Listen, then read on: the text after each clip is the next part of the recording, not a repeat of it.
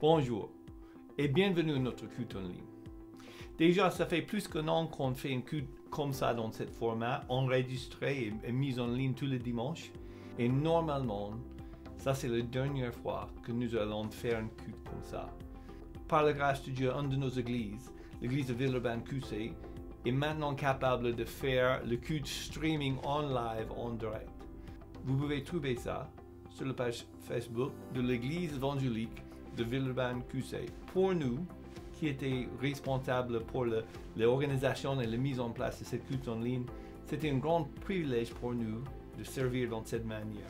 Mais je veux profiter de remercier tout le monde, mais c'était un grand nombre de personnes qui ont aidé, soit dans la musique, soit dans la prière, soit dans la technique, soit dans l'animation, mais il y a beaucoup de gens qui ont participé, que cette culte en ligne était lieu toutes les semaines. Merci à vous tous qui nous a aidés et qui a contribué de réaliser ça. C'était vraiment une bénédiction et un grand privilège pour nous de travailler avec vous. Merci beaucoup. Alors, pour notre dernier temps ensemble au mois comme ça, je vais partager avec vous un de mes passages préférés qui parle de l'adoration et louange. C'est le psaume 95. C'est un des passages dans la Bible le plus utilisé pour parler de la louange et l'adoration. On va lire juste versets 1 à 7 et ça va nous parler de comment adorer Dieu et pourquoi adorer notre grand Dieu. Alors, psaume 95. Venez, crions de joie en l'honneur de l'Éternel. Poussons de cris de joie en l'honneur du rocher de notre salut. Allons au-devant lui avec des louanges. Faisons retenir des chants en son honneur, car l'Éternel est un grand Dieu. Il est un grand roi au-dessus de tous les dieux. Il tient dans sa main les profondeurs de la terre, et le sommet des montagnes sont à lui. La mer est à lui, c'est lui qui l'a faite. La terre aussi, ses mains l'ont formée. Venez, prosternons-nous et humilions-nous, plions le genou devant l'Éternel, notre Créateur, car il est notre Dieu. Et nous sommes le peuple dont il est berger, le troupeau que sa main conduit. Quand j'ai entendu le pasteur américain Tim Keller enseigner sur ce passage, il expliquait que adoration, c'est simplement de mettre quelque chose dans la première place dans votre vie. On a tous quelque chose qui reste dans cette première place. Et cette psaume nous invite de mettre Dieu dans cette première place. Venez, crions de joie, poussons de cris de joie, chantez, c'est vraiment émotionnel. Et après, dans le verset 3, ils disent pourquoi. Car l'Éternel est un grand Dieu. Il est un grand roi au-dessus de tous les dieux. Tous les autres dieux qu'on puisse avoir dans nos vies. Plus que l'argent, plus que romance, plus que pouvoir, plus que confort, plus que tout ce que vous voulez. Dieu, il est plus grand que tout ça et donc il mérite nos louanges. Il a tout formé, la mer est à lui, les montagnes sont à lui. C'est lui qui a tout fait. Et puis ça continue avec un autre appel en verset 6. Venez, prosternons-nous, humilions-nous, plions le genou.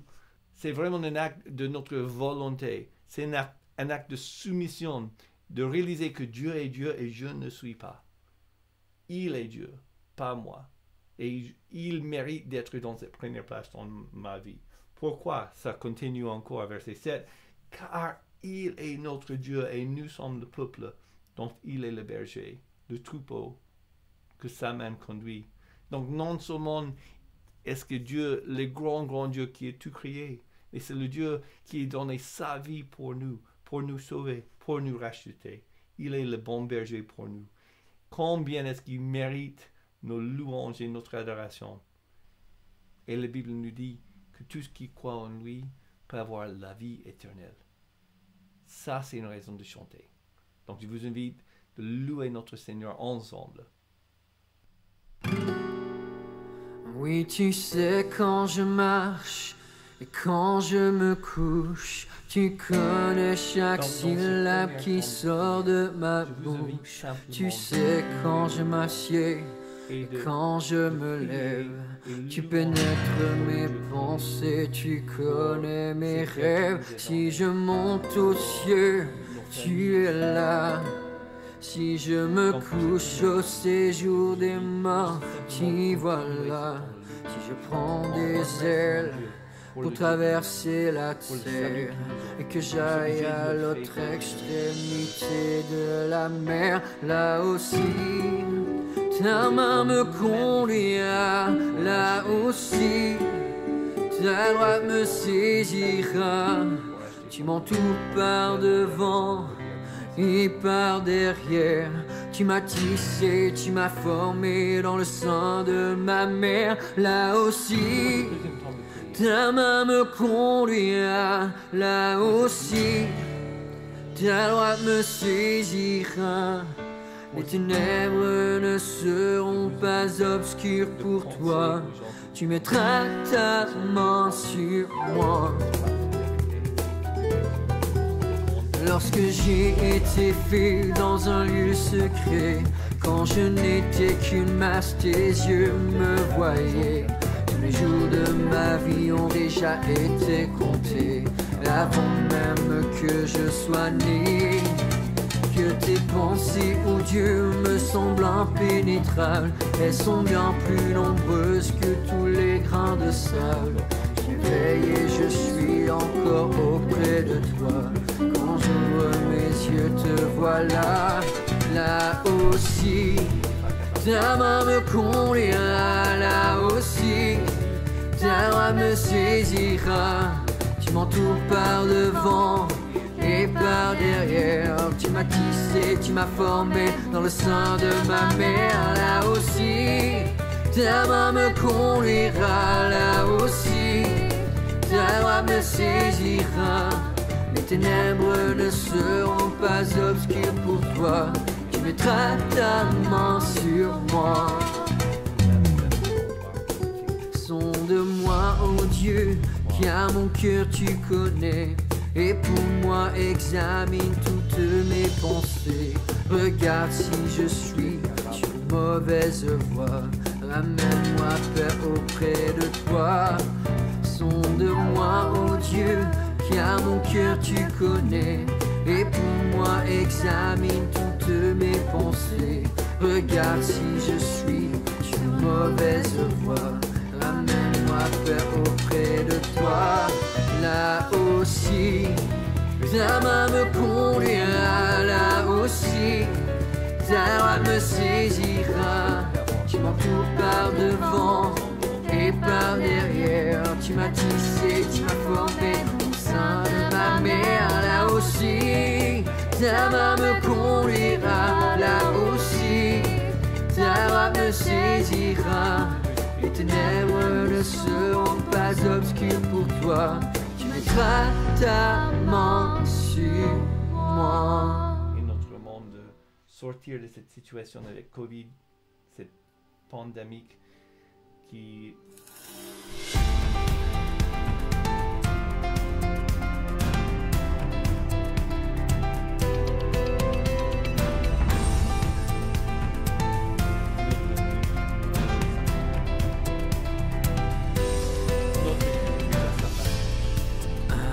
Parfait, tu t'es donné à la croix pour tout effacer de mes péchés. Tu t'es chargé sur le bois. C'est par ta grâce seule que je suis pardonné. C'est par ta grâce seule que tu m'as racheté. Oh, merci pour la croix, ton amour pour moi. Ta grâce ne faillit pas.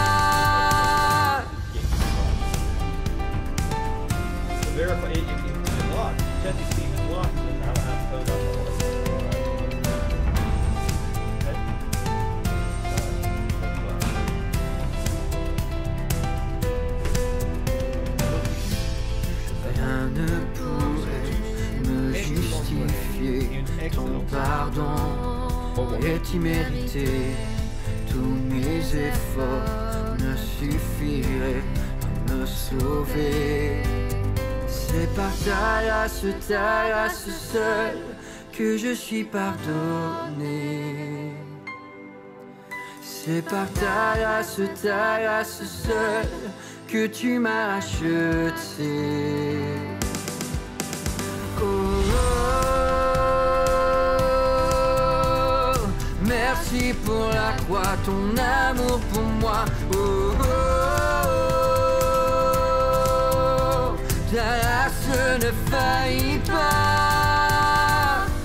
Ta grâce justifie, ta grâce m'affranchit, ta grâce purifie, ta grâce m'offre la vie, ta grâce m'a sauvé, ta grâce a pardonné, ta grâce m'a comblé, ta grâce m'a libéré. Ta grâce justifie, ta grâce m'affranchit, ta grâce purifie, ta grâce m'offre la vie, ta grâce m'a sauvé, ta grâce a pardonné, ta grâce m'a comblé, ta grâce m'a libéré.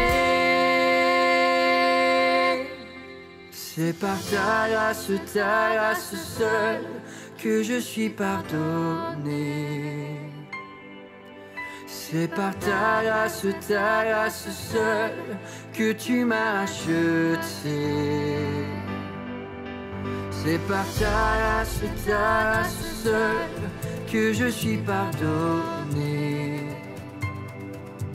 C'est par ta grâce seule que tu m'as racheté. Oh, oh, merci pour la croix, ton amour pour moi. Oh, oh, oh, ta grâce ne faillit pas.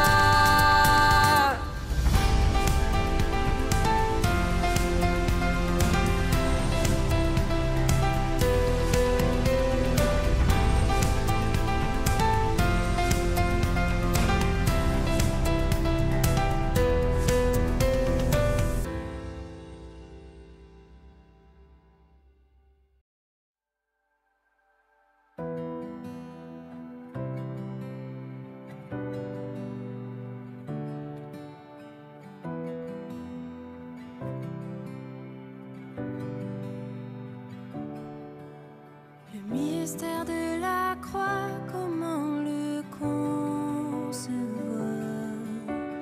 L'agonie de Jésus-Christ. Toi, le Dieu très saint, tu nous donnes ton Fils. Bois la coupe amère qui m'a franchi. Ton sang efface mon péché. Jésus, merci. Tu perds la colère est apaisée. Jésus, merci. J'étais ton ennemi. Je vivrai à tes côtés. Jésus, merci.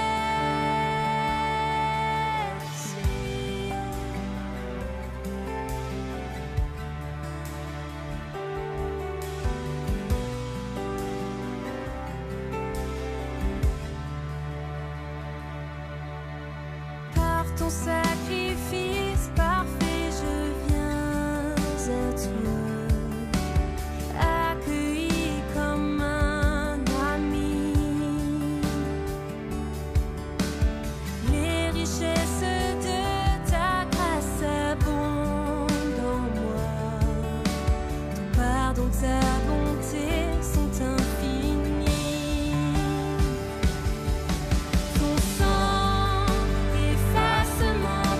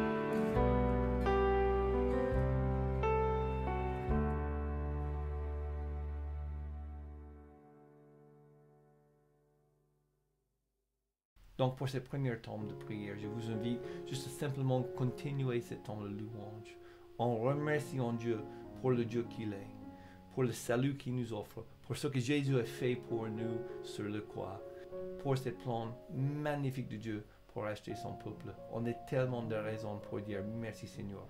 Donc, prions.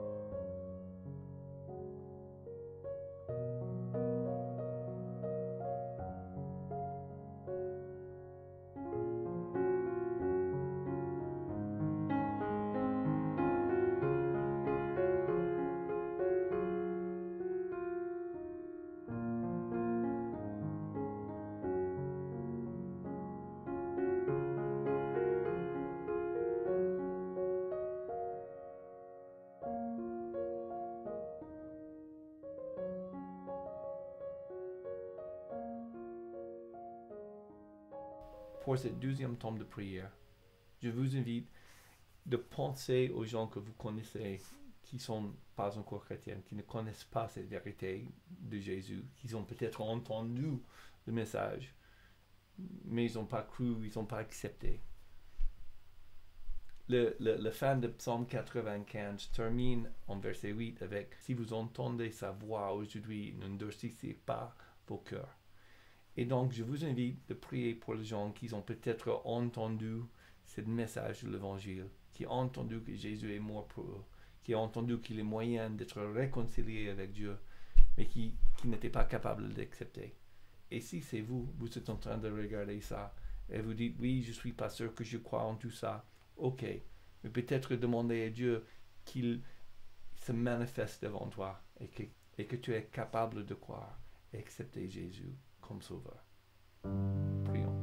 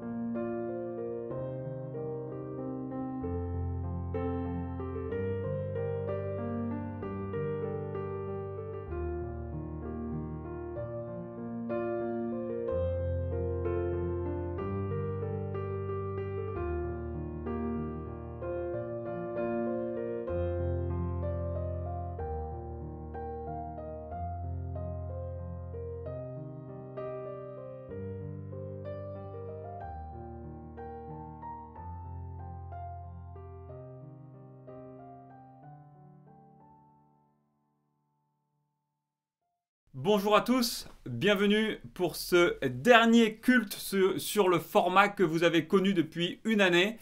Nous allons passer à partir de dimanche prochain à la retransmission en direct des cultes de l'église protestante évangélique de Villeurbanne QC.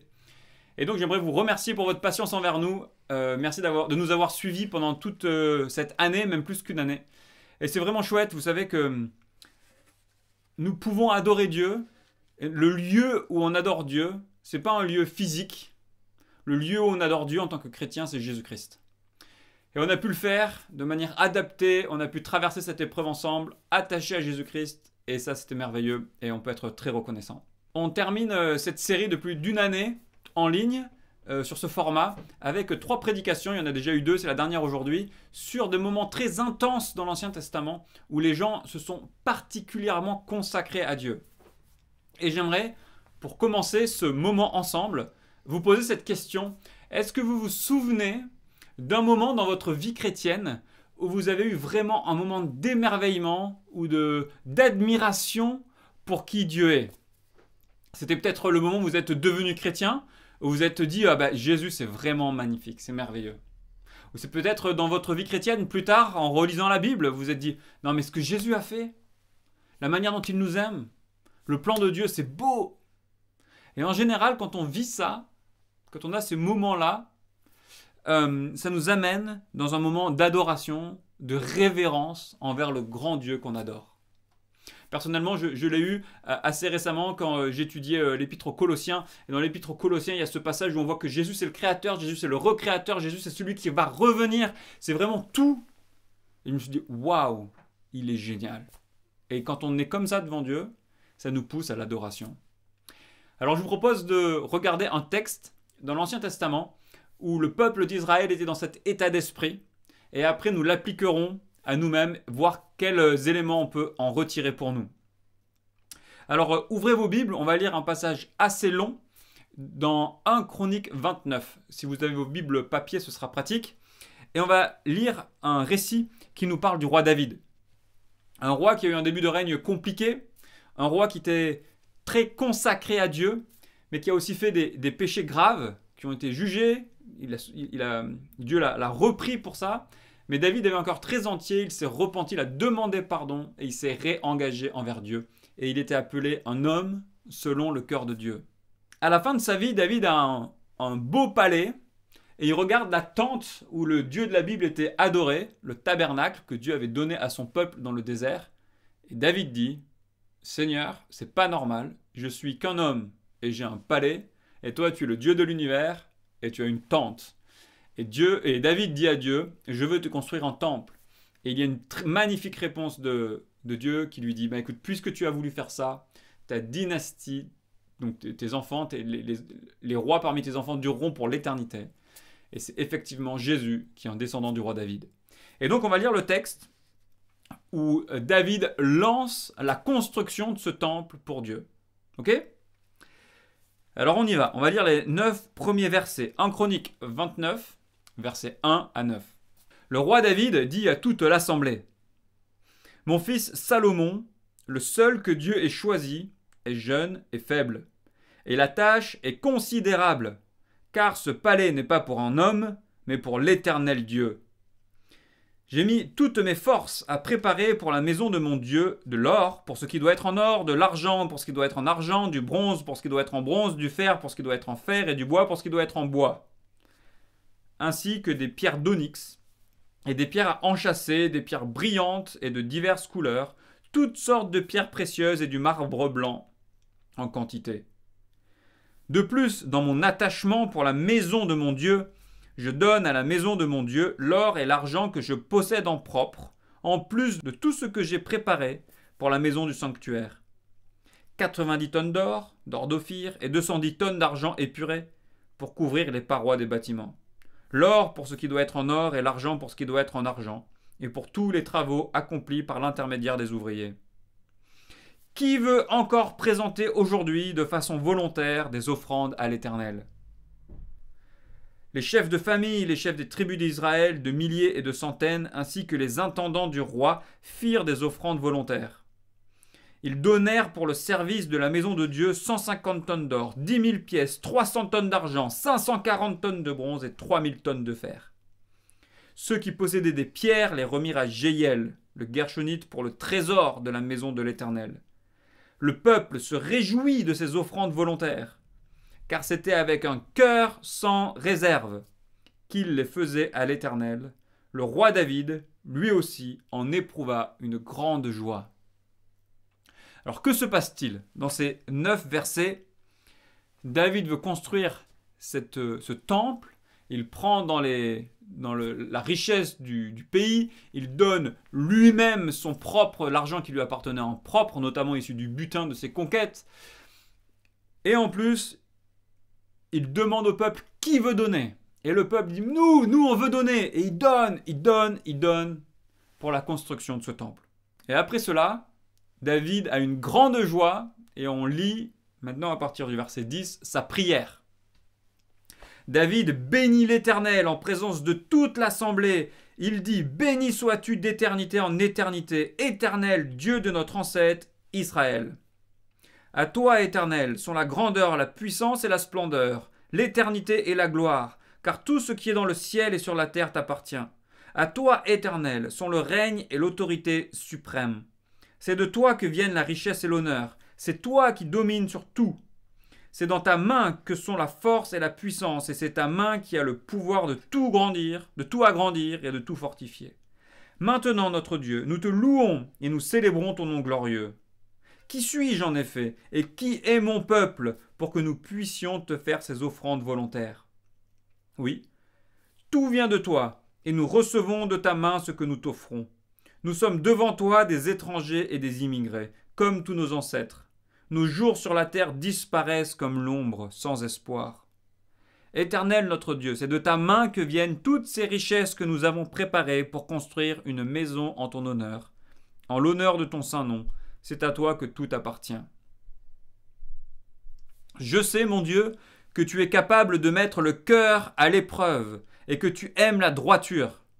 Aussi, je t'ai fait toutes ces offrandes volontaires avec un cœur droit, et je vois maintenant avec joie ton peuple, ici présent, agir de la même manière.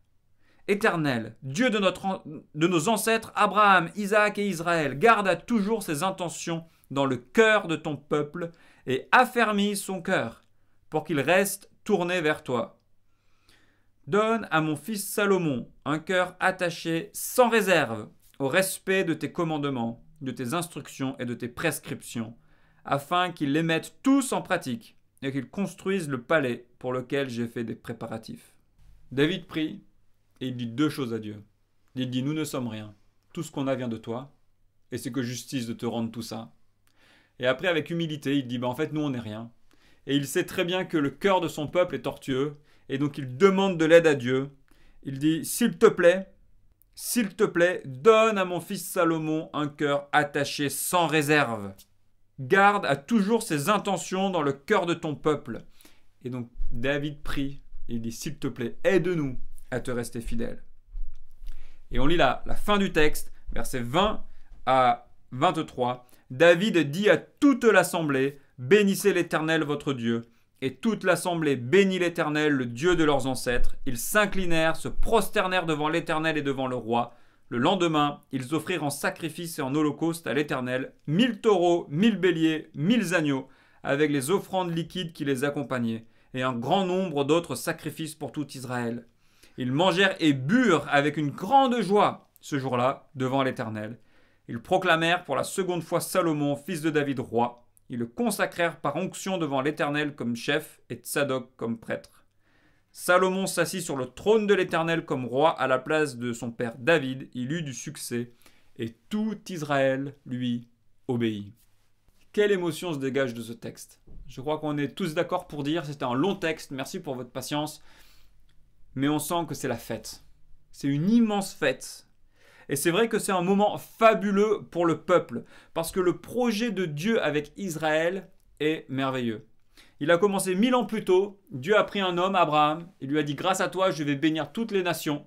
Cet homme, ses descendants, sa tribu, puis cette nation ont connu de grandes souffrances, ils ont été réfugiés en Égypte, esclaves, ils ont connu l'exode, 40 ans de marche dans le désert, ils ont pu conquérir un pays, ils ont eu des grandes victoires, des grandes défaites à cause de leurs péchés. Mais là, c'est énorme, c'est grandiose, parce que ça y est, Israël a enfin la terre promise, David, le roi guerrier, a enfin repoussé les frontières, a structuré les frontières, les 12 tribus sont unies, elles sont présentes pour mettre le fils du roi guerrier, le roi de paix Salomon, le roi de Shalom, hein, ça fait consonance à son nom, la paix, à la place. Et effectivement, Salomon mènera peu de guerres, mais structurera le royaume et le développera de l'intérieur. Et là, dans cette transition, David lance la construction du temple qui va couronner le tout, qui va rassembler le culte à l'Éternel au milieu. Tout le peuple est là, se réjouit, donne et célèbre la grandeur de ce que Dieu a fait pour son peuple. J'espère que vous sentez cet apogée. On sent qu'on est tout en haut et le seul événement plus grand qu'il y aura sera l'inauguration du temple, quelques années plus tard, par Salomon. Et ce grand projet de Dieu pour Israël suscite une adoration entière, mais passagère. Les hommes qui sont là, les hommes et femmes qui sont là, ils ont conscience d'être à l'apogée de 1000 ans d'action bienveillante de Dieu pour eux. Ils le célèbrent, c'est merveilleux, mais ça ne va malheureusement pas durer. Alors, déjà, on va voir leur adoration. Et on voit que leur adoration est volontaire. Ça revient au moins 5-6 fois dans le texte. Le peuple n'est pas contraint d'adorer, comme en Corée du Nord où les gens sont obligés de se prosterner devant la statue du grand leader. Les gens adorent volontairement ce Dieu, grand et bienveillant. Ils ont envie d'adorer. Leur adoration est joyeuse. Ils font la fête. Ils célèbrent la grandeur de Dieu.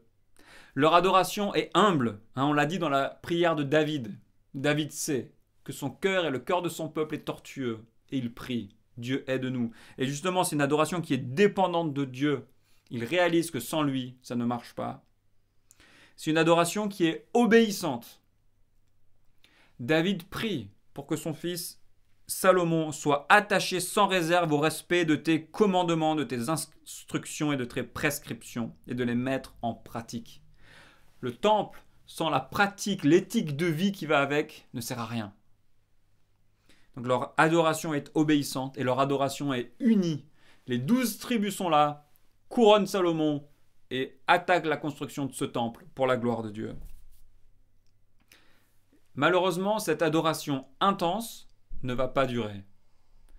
Elle ne va même pas durer une génération. Avant de mourir, Salomon va se détourner de ce temple pour adorer des dieux des autres nations. Dieu va susciter une division en punition et l'unité va être rompue une quarantaine d'années plus tard avec un schisme, 2 tribus contre 10 autres. L'idolâtrie va se développer. Les bonnes règles de vie que Dieu avait données pour réguler cette société ne seront pas appliquées. Et les grands de ce peuple qui là sont en train de donner pour le temple vont abuser du peuple pour s'enrichir. Et à la fin, ce temple sera détruit par les Babyloniens quelques siècles plus tard et le deuil remplacera la joie. Donc là, on a une apogée qui suscite une adoration, une vénération intense mais qui ne tient pas. Et j'aimerais faire quelques parallèles avec nous en tant que chrétiens dans l'Église de Jésus-Christ, parce que certains ressorts peuvent nous enseigner. Et j'aimerais remarquer que si le projet de Dieu avec Israël a été glorieux, le projet de Dieu avec l'Église est encore plus glorieux. Parce que Israël était perdu en Égypte, mais nous étions perdus dans le monde, dans un monde sans espoir, dans un monde qui pense toujours avoir raison, mais qui s'enfonce toujours plus. Et vous savez, nous aussi on vient de ce monde. Et quand je regarde ma vie et que j'imagine la vie que j'aurais vécue sans la boussole de l'Évangile, sans la direction de Jésus-Christ, ça aurait vraiment pas été beau. Déjà, je suis pas arrivé, mais si j'avais laissé mon orgueil prendre la première place, ça aurait été une catastrophe. Ça aurait été vraiment laid. Et Dieu se construit un peuple de toutes les nations, toutes les couleurs, toutes les cultures, toutes les langues, des gens de tous les pays. Il pardonne nos fautes. Il nous unit dans un nouveau peuple. Il nous réapprend à vivre. Il désaltère notre soif existentielle pour une vie qui va se prolonger jusque dans l'éternité. Nous aussi, on est en train de vivre un nouvel exode.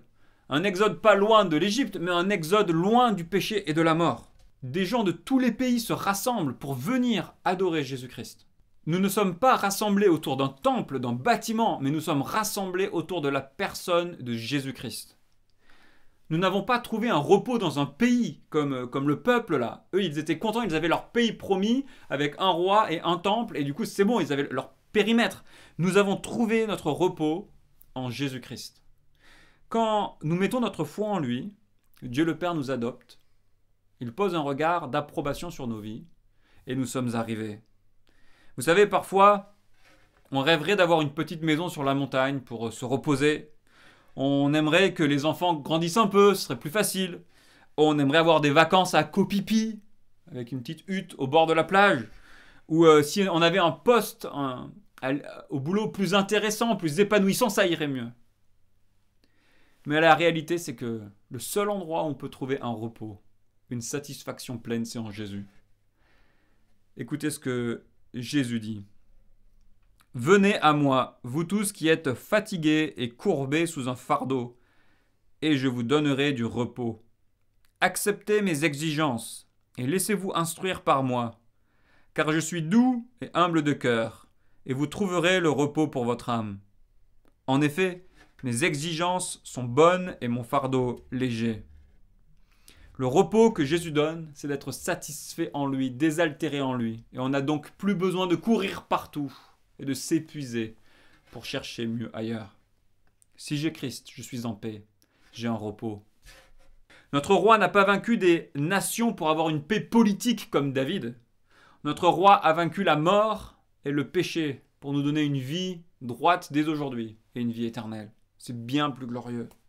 Notre peuple, l'Église, l'Assemblée n'est pas unie par un ancêtre commun ou une culture commune. Ce qui nous rassemble, ce n'est pas la couleur de notre peau, ce n'est pas parce qu'on a fait 15 camps ensemble, ce n'est pas parce qu'on a le même caractère. Ce qui nous rassemble, c'est qu'on a un salut partagé, une espérance partagée, un amour de Jésus pour nous partager. On est ensemble. Ensemble, nous étions dans le monde, on l'a quitté. Ensemble, on lutte contre nous-mêmes pour laisser le Saint-Esprit nous transformer et aimer. Dans l'Église, le racisme, ça n'a pas de sens. Dans l'Église, la compétition, ça n'a pas de sens parce qu'on est des galériens ensemble qui se soutiennent mutuellement pour avancer avec Jésus. On n'est pas dans une pureté rituelle comme au temple où il fallait faire des rites pour être pur, pour adorer Dieu. Mais on est réellement pur dans le sens que Dieu nous a vraiment pardonné en Jésus-Christ. On est pardonné, juridiquement on est pardonné. On est aussi réellement pur dans le sens qu'on n'est pas entièrement pur, mais comme on est dans un nouveau chemin de sainteté pour avancer avec Dieu, pour lui laisser nous remodeler, on a une réelle sainteté, même si elle n'est pas complète. Le début qu'on a, c'est réel et on avance. On n'est plus dans un symbolisme, dans un rituel, on est dans un renouveau de vie, même imparfait, qui est réel, et juridiquement on est pardonné de nos fautes. Nous vivons dans une espérance que le meilleur est à venir. Vous avez vu comme David prie, dit « Oula, je ne suis pas très sûr, hein. J'ai besoin d'aide. » Et nous aussi on a besoin d'aide. Mais pour nous, il n'y a aucun doute. Le meilleur est à venir. Jésus nous gardera dans sa main pour une vie avec lui éternelle. Et finalement, bien sûr, le culte que nous rendons à Dieu, c'est un don par l'Esprit. L'Esprit qui nous unit à Christ, l'Esprit qui nous fait tenir, l'Esprit qui nous redirige. On rend un culte à Dieu spirituel. Et j'espère que vous voyez que déjà, les choses qui poussaient le peuple de Dieu à louer Dieu, c'était énorme. Mais ce qui nous pousse à louer Dieu, c'est encore plus énorme. C'est ce que Jésus-Christ a fait, c'est encore plus glorieux. Ces choses nous permettent de vivre une vraie liberté. La liberté du péché, liberté de nous-mêmes pour aimer, pour se tourner vers Dieu. Une vraie égalité. Il n'y a plus de différence dans l'Église. Que vous ayez un CV long comme le bras ou que le bac pour vous c'est l'intervention rapide de la police, il n'y a aucun problème. On est tous égaux devant la grâce de Jésus qui nous a pardonnés. Nous pouvons vivre une vraie fraternité dans ce peuple de Dieu. Si on comprend cette égalité, on comprend bien sûr qu'on a besoin de s'entraider, d'être ensemble, de vivre fraternellement. Et ce que je viens de décrire, c'est magnifique. Et quand on commence à goûter que c'est magnifique, on a envie de crier de joie, de dire « Seigneur, c'est merveilleux ». Et là, on est en train de l'adorer. Et ce qui est remarquable, c'est que c'est l'attente de notre monde. Mais cette attente est hors d'atteinte sans Jésus. J'imagine que vous avez déjà entendu ces chansons qui sont souvent très populaires, qui vantent un nouveau monde. Je suis tombé récemment à la radio sur cette chanson de Flo de la Vega qui s'appelle Printemps éternel, qui a eu 2,2 millions de vues en 9 mois sur YouTube.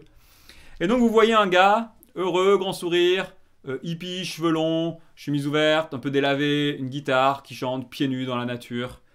Et qui dit ah ben ça y est, il va y avoir un nouveau monde qui nous attend, un monde auquel on croit, un monde qui nous attend, un monde dont on ne reviendra jamais, un nouveau jour se lève, un nouveau printemps éternel. Et les gens vendent, la culture nous vend un nouveau printemps éternel. Nous on appelle ça un nouvel exode, mais c'est le même principe, un nouveau chemin qui créera un nouveau monde. Mais c'est une promesse en bois, parce que sans Jésus-Christ, ce nouveau monde ne viendra jamais. Et quand on est avec Jésus-Christ, dans l'église, pas l'église institution, mais dans l'église peuple, marqué par le Saint-Esprit, qu'on a été touché par lui, qu'on avance, qu'on se débarrasse du péché pour aimer l'autre, qu'on tue l'ego pour servir son prochain, on commence à goûter une nouvelle réalité. L'apéritif du banquet céleste.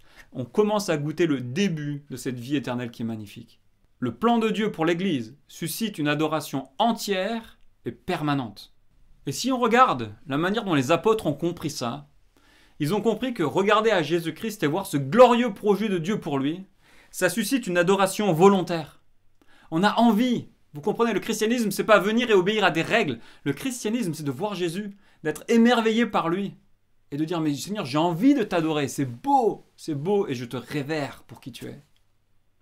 Notre adoration peut être joyeuse, on peut se réjouir même dans un monde imparfait. L'année dernière était compliquée et vous savez, parfois les chrétiens, on a la folie de croire qu'on peut tout résoudre dans notre vie et que Dieu va nous permettre d'avoir une bonne vie nickel sans difficulté. Mais c'est faux, c'est faux. Par contre, ce que Jésus-Christ a fait, c'est glorieux, c'est magnifique, quelles que soient nos circonstances et on peut s'accrocher à lui.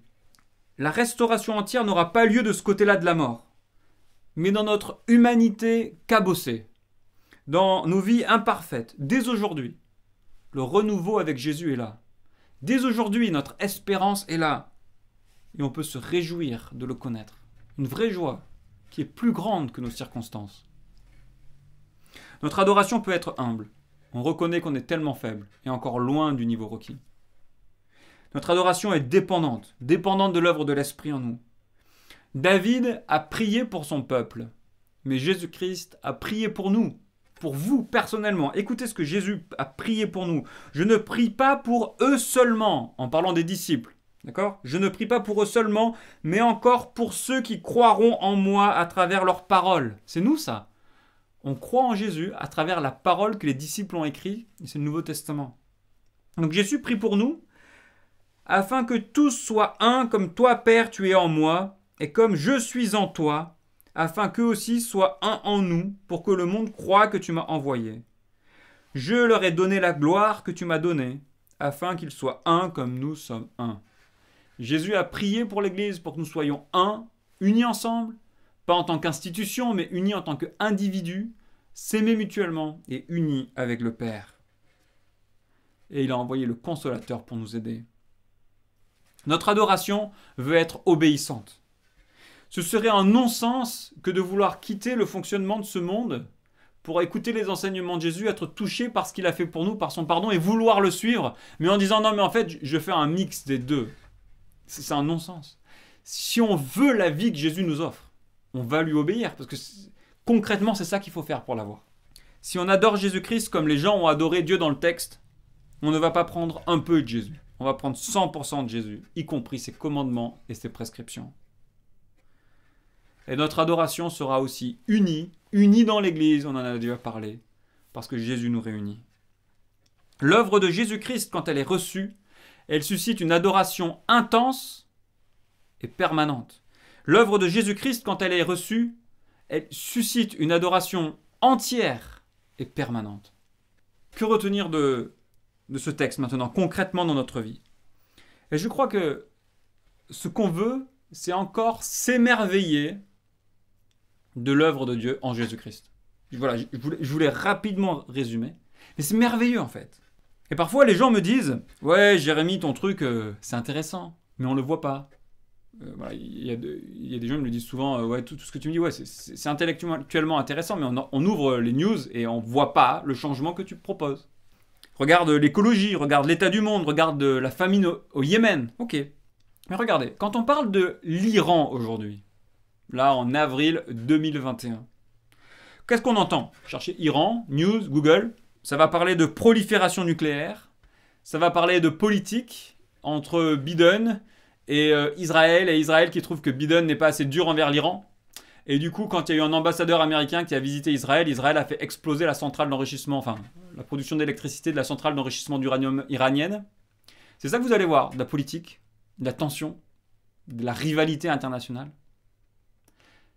Mais si on regarde ce que Dieu fait en Iran, en 20 ans, on est passé de 15 000 chrétiens à plus de 800 000, voire 1 million de chrétiens en Iran, en 15-20 ans. C'est l'église en plus forte croissance dans le monde aujourd'hui. Et ça, bien sûr, vous le verrez jamais dans les news. Vous le verrez jamais. Mais à travers ces crises politiques, même parfois militaires, on ne comprend pas ce qui se passe. Mais à travers tout ça, en Jésus-Christ, Dieu se construit un peuple. Il attire des gens, des Français, des Iraniens, des gens du monde entier. Il construit un peuple qui dit non au péché, qui dit non à mon ego. Je ne veux plus être serviteur de moi-même. Je veux honorer Dieu, honorer les autres. Et c'est glorieux. Et on est tous rassemblés. Aujourd'hui, il y a 800 000 Iraniens qui sont avec nous rassemblés autour de Jésus-Christ pour l'adorer et pour le glorifier. C'est magnifique. Et je crois que pour s'émerveiller devant Dieu, il ne s'agit pas juste de se taper sur l'épaule pour « ouais, on va s'émerveiller ». Pour s'émerveiller du projet de Dieu, il s'agit de le connaître. Et peut-être que c'est le moment de lire la Bible, de la comprendre, de l'étudier. Je ne sais pas où vous en êtes, et vous serez émerveillés. J'ai un frère, récemment, il a lu un commentaire biblique sur l'Ecclésiaste. Il m'a dit « Jérémie, c'est génial, ça m'a fait trop du bien ». Et en fait, il louait Dieu. C'est magnifique. Et j'espère que votre adoration pour Jésus pourra être entière, sans réserve, pleine de joie et obéissante.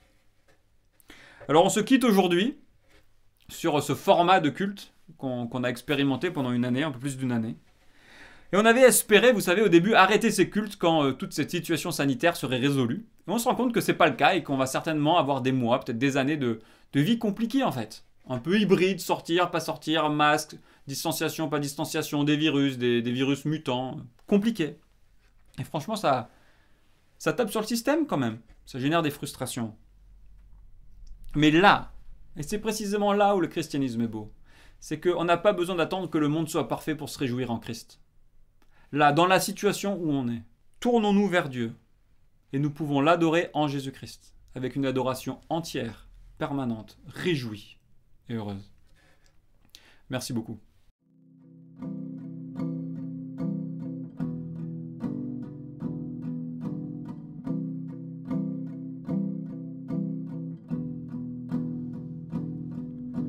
Qui a mesuré les océans, qui a compté les jours de demain, rois et nations tremblent à sa voix, la création l'exalte avec joie.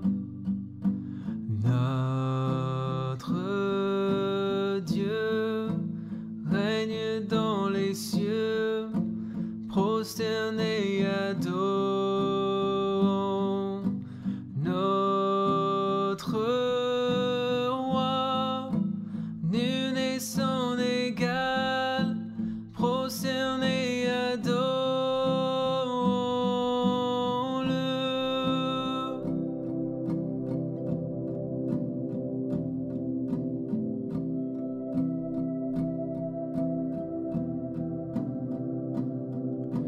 Qui sont de l'esprit de l'Éternel, qui sait l'éclairer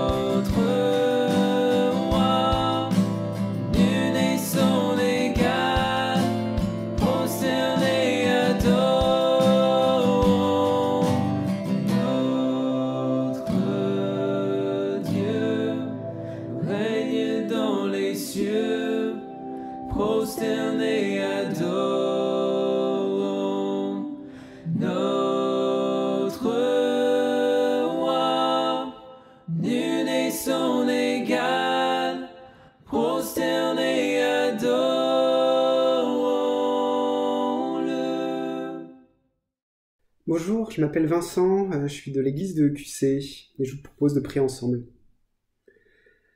Merci Seigneur pour ce culte encore. On te prie que ce qu'on a entendu ne demeure pas juste dans notre tête, mais descende dans notre cœur et qu'on puisse le mettre en pratique, que ça nous bouscule, que ça nous fasse grandir encore Seigneur. Et je veux te prier tout particulièrement qu'on puisse encore se remettre à toi pour cette semaine, dans les petites comme dans les grandes choses, en comptant sur ta grâce, conscient de qui nous sommes et de qui tu es, Seigneur. Fais-nous grandir encore dans la communion et dans l'amour fraternel. On a tellement besoin de dépendre les uns des autres, que ce soit pas juste quelque chose que l'on fasse par devoir, par commandement, mais par amour, afin qu'on puisse goûter à cette bénédiction de pouvoir être au service les uns des autres. Rends-nous sensibles les uns aux autres, fais tomber les barrières, Seigneur, culturelles, sociales, qu'on puisse grandir vraiment dans la communion fraternelle et que l'Église soit vraiment un lieu où l'on puisse voir une différence dans la manière de vivre les relations entre nous. Au nom de ton Fils Jésus. Amen. Notre culte touche à sa fin.